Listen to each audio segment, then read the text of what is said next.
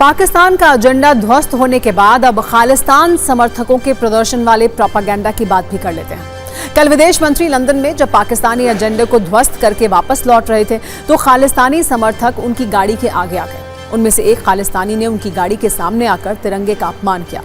तिरंगे के अपमान पर सुरक्षा कर्मियों ने उस खालिस्तानी को पकड़ लिया और गाड़ी से दूर ले गए। ये पूरी घटना विदेश मंत्री की सुरक्षा में चूक के तौर पर देखी जा रही है। कुछ देर तक खालिस्तानियों का ये पूरा तमाशा चलता रहा, जिसके बाद पुलिस कुछ को एक एक कर वहां से लेकर गई, कुछ खुद चले गए। लेकिन सवाल यह है कि ब्रिटेन जो खुद को इतना बड़ा देश कहता है, कानून के राज की बात करता है, वहां किसी देश के विदेश मंत्री के साथ इस तरह की घटना कैसे हो सकती है? क्या ब्रिटिश सरकार अपने गेस्ट को सुरक्षा देने में नाकाम है? क्या ब्रिटिश सरकार को प्रोटोकॉल का ख्याल नहीं रखना चाहिए था? आखिर कैसे किसी विदेश मंत्री की सुरक्षा के साथ ऐसा खिलवाड़ हो सकता है? ब्रिटिश पुलिस अधिकारियों ने खालिस्तानियों को इकट्ठा होने कैसे दिया? उनके सामने भारत के तिरंगे का अपमान हुआ। आखिर ब्रिटेन के अफसरों ने ऐसा होने कैसे दिया? ब्रिटिश पीएम स्टार्मर को इन सवालों का जवाब जरूर देना होगा। इस घटना का वीडियो सोशल मीडिया पर वायरल हो रहा है। घटना से भारतीय समुदाय में आक्रोश है। इस घटना के बाद लंदन में भारतीयों ने विरोध जताया। लोग ब्रिटिश सरकार से ये मांग कर रहे हैं कि भारतीय राष्ट्रीय ध्वज का अपमान करने वालों के खिलाफ सख्त कार्रवाई की जाए। भारत में ब्रिटिश उच्चायुक्त से भी इस पूरी घटना पर सफाई देने के लिए कहा गया है। हम विदेश मंत्री की ब्रिटेन यात्रा के दौरान कल चैथम हाउस के बाहर हुई घटना की कड़ी निंदा करते हैं। ब्रिटेन शांतिपूर्ण विरोध के अधिकार का समर्थन करता है, लेकिन सार्वजनिक कार्यक्रमों को डराने, धमकाने या बाधित करने का कोई भी प्रयास पूरी तरह से अस्वीकार्य है।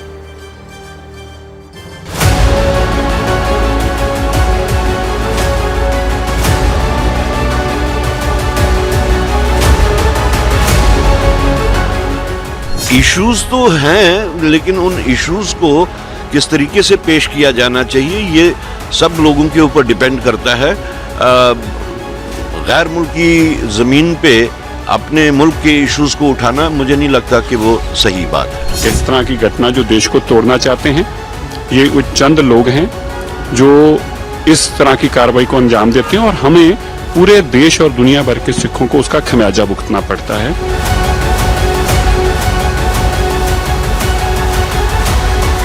हमारे मुल्क के एक्सटर्नल अफेयर्स मिनिस्टर हैं, उनकी इज़्ज़त करना बहुत अहम है। अगर उनको हैकल किया गया है किसी भी जगह बाहर के मुल्क में, तो एक तो उन पे एक्शन होनी चाहिए जो लोगों ने ये किया है, और मैं इसको बहुत कड़ी निंदा करता हूँ। 100-150 लोग हैं पूरे लंदन में जो इस प्रकार की हरकत करते हैं और सिर्फ लोगों का ध्यान अपनी ओर आकर्षित करने के लिए करते हैं। ना ज़मीन वहाँ पर उनके पास है, ना यहाँ पर भारत में कोई उनका कोई समर्थक है।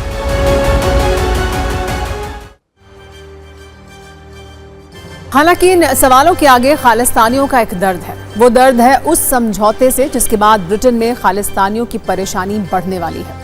कनाडा से लेकर ब्रिटेन और अमेरिका तक खालिस्तान की जड़ें बहुत गहरी हैं, लेकिन अब ऐसा इंतजाम कर दिया गया है कि खालिस्तानियों को यहाँ रहने का ठिकाना भी नहीं मिलेगा। ब्रिटेन में विदेश मंत्री एस जयशंकर की वहां की गृह मंत्री के साथ बैठक हुई है, जिसका फोकस ट्रैफिकिंग और अलगाववाद से निपटने पर है। अलगाववाद में खालिस्तान का मुद्दा काफी अहम है। एस जयशंकर ने खुद ही सोशल मीडिया पर एक फोटो पोस्ट की और ये कहा कि तस्करी और उग्रवाद से मिलकर निपटने पर लंबी चर्चा हुई है।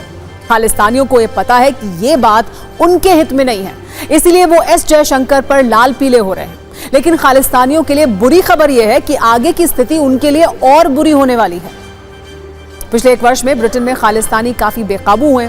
23 जनवरी 2025 को ब्रिटेन के कई सिनेमा घरों में कंगना रनौत की फिल्म इमरजेंसी की स्क्रीनिंग चल रही थी तो तोड़फोड़ की गई। 2 नवंबर 2024 को कनाडा के ब्रैम्पटन में हिंदू सभा मंदिर में आए लोगों पर खालिस्तानी समर्थकों ने हमला कर दिया था। 28 अप्रैल 2024 को कनाडा के टोरंटो में खालसा दिवस और सिखों के नव वर्ष कार्यक्रम में पीएम जस्टिन ट्रूडो के संबोधन के दौरान खालिस्तान जिंदाबाद और भारत विरोधी नारे लगाए गए थे।